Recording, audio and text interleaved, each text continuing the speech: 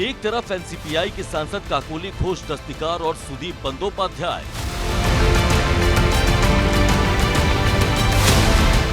और 2 कुर्सी छोड़कर दूसरी तरफ बैठी हैं टीएमसी सांसद महुआ मोइत्रा और Saugata Roy.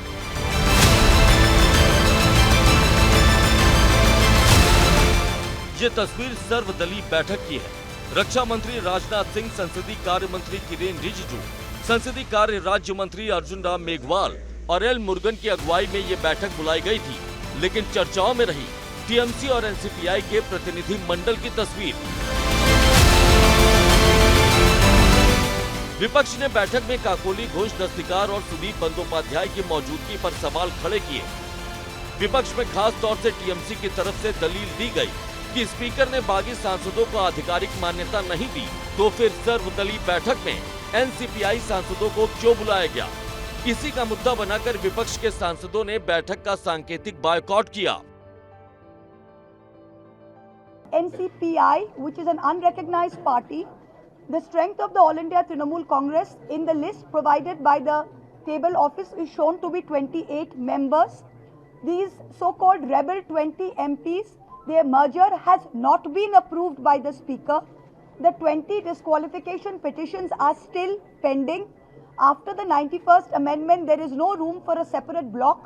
So on what grounds did the Parliamentary Affairs Minister extend an invitation to these 20 rebel MPs? दरअसल लोकसभा स्पीकर की तरफ से टीएमसी के बागी सांसदों की एनसीपीआई को आधिकारिक तौर पर मान्यता नहीं मिली है। हालांकि विपक्ष का ये बायकॉट सांकेतिक था। अगले कुछ मिनट विपक्ष ने इस मुद्दे पर अपनी अपनी बातें मीडिया के सामने रखी और एक बार फिर से सर्वदलीय बैठक शुरू हो गई। देखिए, वो बॉयकॉट थोड़े समय के लिए किया है, औपचारिक था, मैं बुरा नहीं मानता हूँ, उनको अपना मत रखने का अधिकार है। 14 जून की ये तस्वीरें जब टीएमसी के 20 बागी सांसदों ने स्पीकर से मुलाकात की थी, संसद में टीएमसी से अलग बैठने की मांग की थी, जिसे 18 जुलाई को ही सहमति मिल गई थी। आज एनडीए में एनसीपीआई का position second largest party in NDA. It is senior then Chandrababu Naidu, then Nitish Kumar. Only tomorrow the parliament will open and you will find whose seat is where. यानी साफ है कि सोमवार से शुरू होने वाले सत्र में सदन की तस्वीर बदली नजर आएगी। सिर्फ टीएमसी ही नहीं, आम आदमी पार्टी और शिवसेना यूबीटी से बगावत कर निकले सांसद भी एनडीए के खेमे में नजर आएंगे। टीएमसी के 20 लोकसभा सांसद बगावत कर एनसीपीआई पार्टी में शामिल हुए, जो एनडीए का हिस्सा बन गई। टीएमसी के 4 राज्यसभा सांसदों ने भी इस्तीफा दिया। इनमें से 3 फिर से बीजेपी के टिकट पर राज्यसभा पहुंच गए हैं।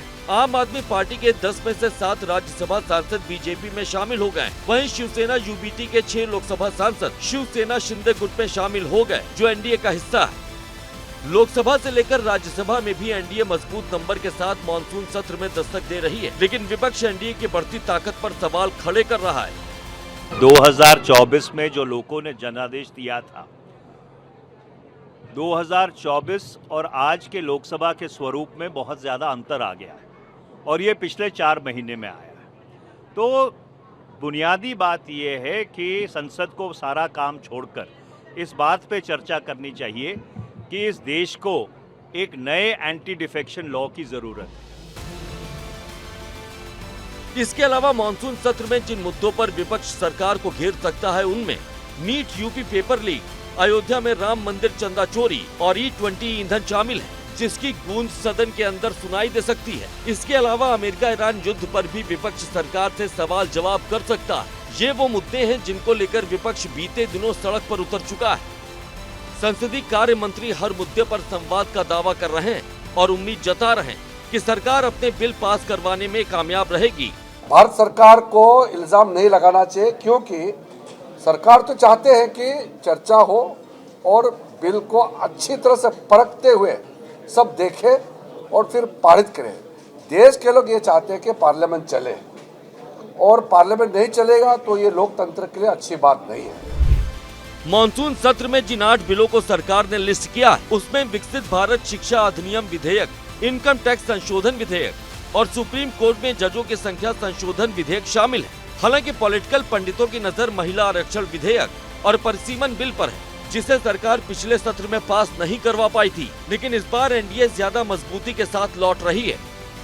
लोकसभा में एनडीए की मौजूदा स्ट्रेंथ 318 है, जबकि इंडिया गठबंधन के पास महज 182 सांसद हैं। अन्य पार्टी के पास 40 सांसद हैं। हालांकि विपक्ष परिसीमन बिल के विरोध में पहले से ही खड़ा है। वुमेन रिजर्वेशन पे कल भी हम साथ थे, आज भी साथ हैं, आने वाले दिनों में भी रहेंगे।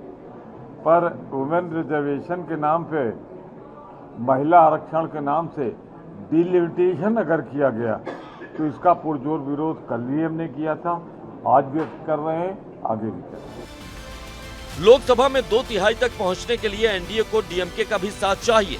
अगर 50% सीट बढ़ाने पर बात बढ़ती है तो डीएमके भी अपना रुख बदल सकता है। सूत्रों के मुताबिक सर्वदलीय बैठक में डीएमके ने मांग की है कि महिला आरक्षण को लोकसभा की मौजूदा स्थिति के हिसाब से ही लागू कर देना चाहिए।